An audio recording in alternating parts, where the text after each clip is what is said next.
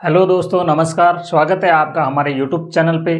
तो साथियों, पिछले वीडियो में अपन ने देखा था अल्फाबेट टेस्ट यानी कि वर्णमाला परीक्षण से जितने सवाल थे उससे संबंधित बेसिक सारा अपन ने देखा था। और आज उससे संबंधित कुछ और जो सवाल है वो अपन देख रहे हैं। तो सबसे पहले देखते हैं कि जो पहला ही सवाल है आपको क्या कह रहा है। अंग्रेजी वर्णमाला में बाएं से 9वें अक्षर के बीच के ठीक पहले अक्षर के दाईं ओर पहला अक्षर क्या है। क्या बोला है कि अंग्रेजी वर्णमाला में बाएं से 9वें अक्षर, बाएं से किधर होता है भाई अंग्रेजी वर्णमाला, यानी कि इधर से चलता है ए टू जेड।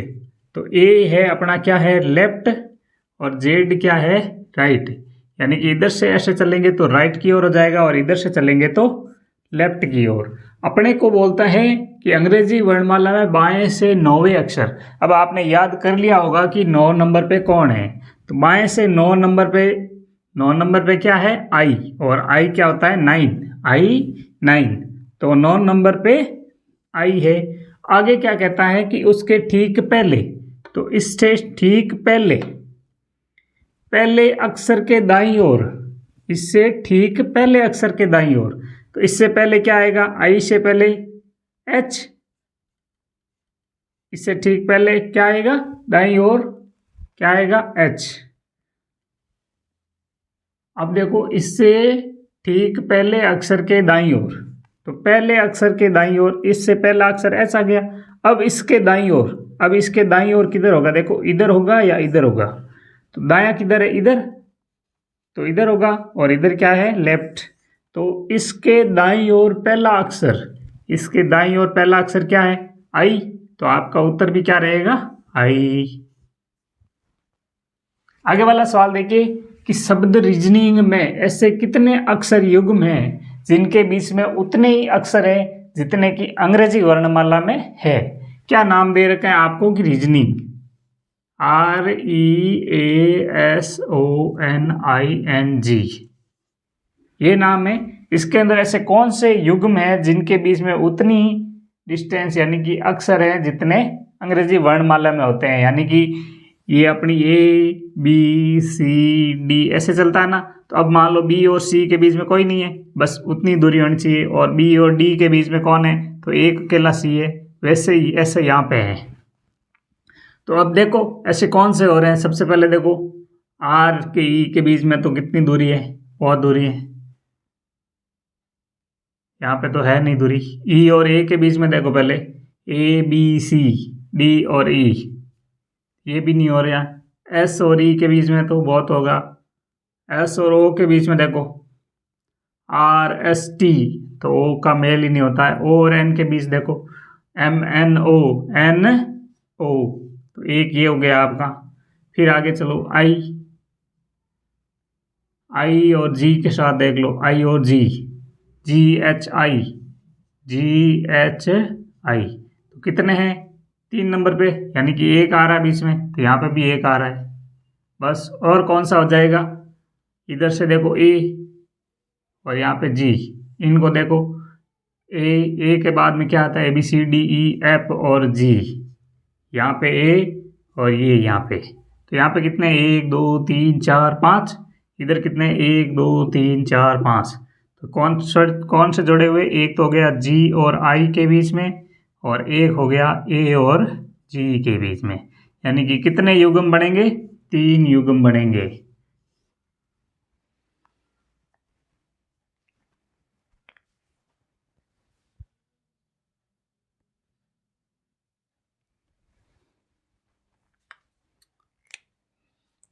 अब देखो सवाल पूछा है कि यदि द्वितीय अर्धांश को विपरीत क्रम में लिखा जाए तो दाएं से 18वें अक्षर के दाएं चौथा अक्षर क्या होगा। यानी कि क्या करना है आपको, द्वितीय अर्धांश यानी कि M के बाद, तो M के बाद में इस नियम को उल्टा लिखना है। ये दूसरा अर्धांश और ये अपना पहला अर्धांश है ना, M तक पहला और N के बाद में पूरा दूसरा। तो दूसरे को अपन ने उल्टा लिख दिया, देखो N इधर आया और Z इधर आ गया, लिख दिया। अब सवाल कहता है कि दाएं से 18वां, तो दाएं किधर, इधर है लेफ्ट और इधर क्या है राइट। तो राइट से 18 जाना अपने को 18, तो यहाँ पे 13 18 चलो आप 18 चलो, ये लो 18, ये 13 14 15 16 17 18, 18 पे क्या आया आई आया। अब कह रहा है कि 18वें अक्षर के दाएं चौथा, 18वें अक्षर के दाएं, इधर होगा या इधर, इधर, इधर क्या होगा दायां और इधर क्या होगा लेफ्ट। तो इसके दाएं पूछा, इधर कौन, चौथा, दाएं अक्षर के चौथा, चौथा अक्षर होगा। तो क्या है चौथा, इधर देखो 18 माइनस 4 कर दो, क्या रहा 14, है ना। अरे माइनस ही करना है ना, तो देख लो, गिन लो, 1 2 3 4, क्या आया m। तो 14 नंबर पे कौन आता है भाई, m आता है। इधर उल्टा लिखा है ना तभी। तो देखिए दोस्तों, अब आपसे पूछा है कि ये जो 5 शब्द यानी कि नाम दे रखे, उनमें से सबसे मध्यम के अंदर कौन बैठेगा। तो अपन देखते हैं, 5 सीटें बना लेते हैं, 1 2 3 4 और 5, ठीक है। यहाँ से अपन देखते हैं सबसे पहले कौन बैठेगा यहाँ पे, ठीक है। तो यहाँ पे डी आ रहा है, यहाँ पे भी डी डी डी और डी, यहाँ पे ई, यहाँ तक अपना कोई फैसला नहीं हुआ कि कौन बैठेगा। तो अब चलते हैं आगे, तीसरे पे एल है, इसमें भी एल है और इसमें एफ है, इसमें एम है और इसमें एल है। तो एल आ रहा है तीनों में, है ना। तो इन तीनों में तो अभी कोई नहीं बैठने वाला है। तो सबसे पहले क्या आ रहा है, एफ, एफ आ रहा है, तो बस सबसे पहले बैठेगा ये डी। फिर दूसरे नंबर पे कौन बैठेगा, डी ई, एल पहले आता है या एम, तो एल आता है। तो एल में 3 जने बैठे हैं, कितने हैं 3। अब तीनों में से पहले कौन बैठेगा, तो डी एल, एल के बाद में क्या आ रहा है, यहाँ तक तो हो गया। अब देखते हैं, इसमें ई है, इसमें आई है और इसमें यू है। इन तीनों में से पहले क्या आता है, ई, तो अपन लिखते हैं यहाँ पे आएगा डिलीट, ठीक है। आगे चलो, तो ई हो गया। अब आई और यू, आई में, यू और आई में कौन आता है, आई, तो बस ये लिख दो डेलीरियम। फिर क्या आता है, यू। अब क्या बचा आपका, ये डीमीन, तो बस ये लिख दिया। अब आपसे सवाल पूछा है कि सबसे बीच में कौन बैठेगा, तो ये 1 नंबर पे, ये 2 नंबर पे, ये 3 और ये 4 और ये 5। तो ये 2 इधर और 2 इधर, तो बीच में क्या बचा, यही बचा है। बस आगे चलते हैं। ये वाला सवाल कहता है इनको आप व्यवस्थित करो अल्फाबेट के अनुसार, उसके बाद में क्रम से लिखो। तो क्रम से देखते हैं कौन बैठेगा 1 नंबर पे। कितने जने हैं, 5 जने, तो 5 सीट बना देते हैं, ठीक है। अब देखते हैं सबसे पहले सारे में कौन बैठेगा, S E S E S E S E और एस ई।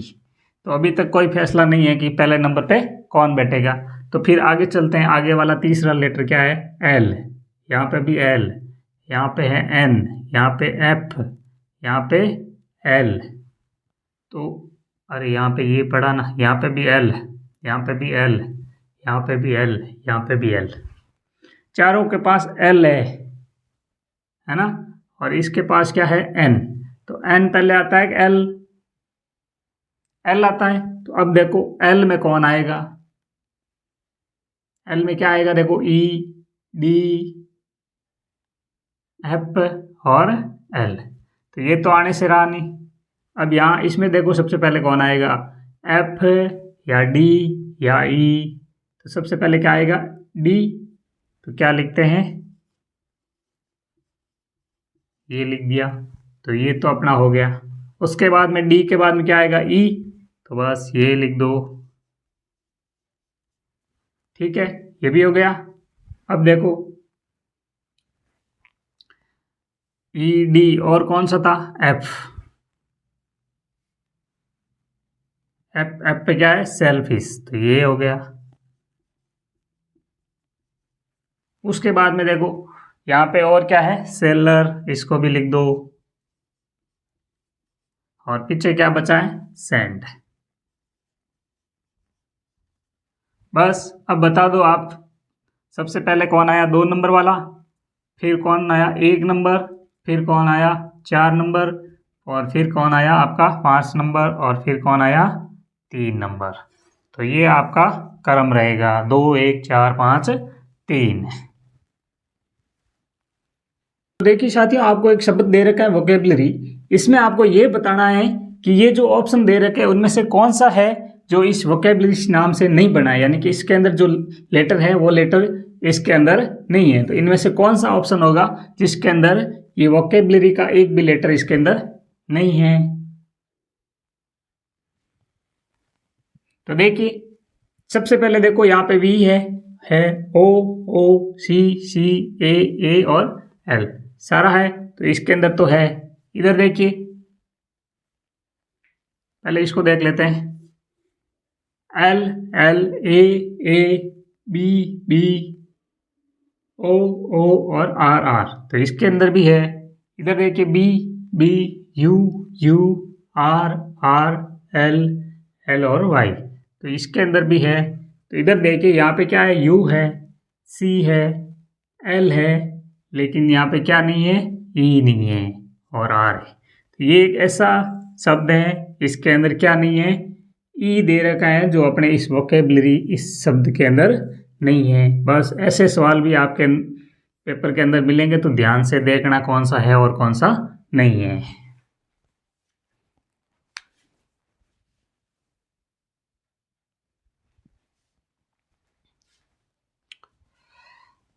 तो देखिए साथियों, अगर मैं आपसे एक सवाल पूछता हूं कि अंग्रेजी वर्णमाला में क्या है, अंग्रेजी वर्णमाला में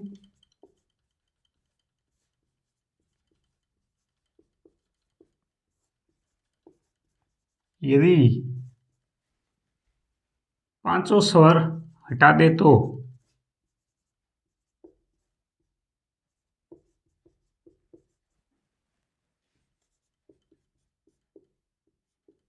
बाएं से 12वां अक्षर कौन सा होगा, बाएं से 12वां अक्षर कौन सा होगा,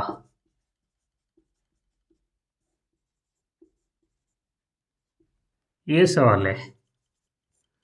तो अब देखो अंग्रेजी वर्णमाला में 5 स्वर होते हैं, तो देखो पहले तो वर्णमाला लिख दो आप।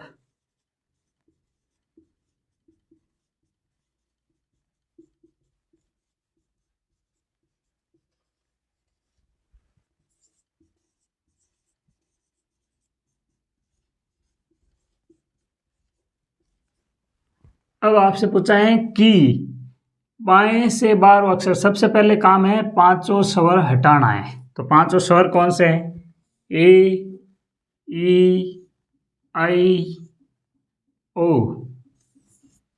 और यू, हो गए 5, ए ई आई ओ यू, ये 5 स्वर अपन हटा देते हैं। तो पूछा है कि बाएं से, किधर से, बाएं से, तो बायां किधर होता है, इधर से, इधर से ही है ना, तो इधर से 12वां अक्षर पूछा है।